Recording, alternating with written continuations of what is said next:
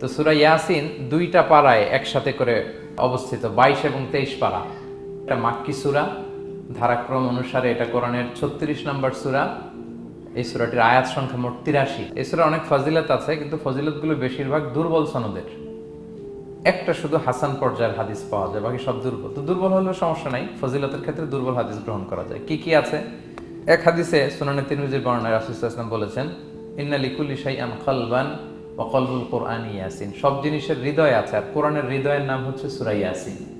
যে ব্যক্তি একবার সূরা ইয়াসিন পড়ে, সে 10 বার পুরো কোরআন পড়ার সওয়াব পেয়ে যাবে। এটা একটা ফাজিলত। আচ্ছা, আরেক ফাজিলতে আছে, রাসূল সাল্লাল্লাহু আলাইহি ওয়াসাল্লাম বলেছেন, ইকরাউ সূরাতা ইয়াসিন আলা মাউতাকুম। তোমাদের মুমূর্ষদের সামনে বসে সূরা ইয়াসিন পড়ো।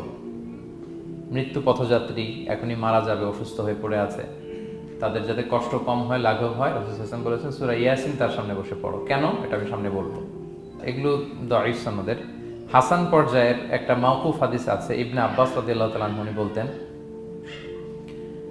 যে ব্যক্তি মান ক্বারা ইয়াসিন হিনা ইউসবিহু, সকালবেলা যদি কেউ সূরা ইয়াসিন পড়ে, তাহলে সারা দিনের সব কাজগুলো আল্লাহ তার জন্য সহজ করে দেয়।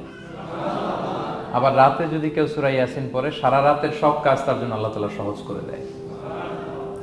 এবং ইবনু কাসির ওনার তাফসিরে মিন তাজরিবাতিহি, মানে তার এক্সপেরিয়েন্স থেকে, কোনো হাদিস দলিল না, ওনার অভিজ্ঞতা থেকে বলেছেন যে আমি যখনই কোনো বিপদে পড়েছি, সূরা ইয়াসিন তেলাওয়াত করার পর আল্লাহ তাআলা ওই কাজটা আমার জন্য সহজ করে দিয়েছেন। তো এখন সূরা ইয়াসিন বেশি বেশি তেলাওয়াত করবেন তো নাকি? ইনশাআল্লাহ। মাশাআল্লাহ, ঠিক আছে। আল্লাহু আল্লাহু আল্লাহ।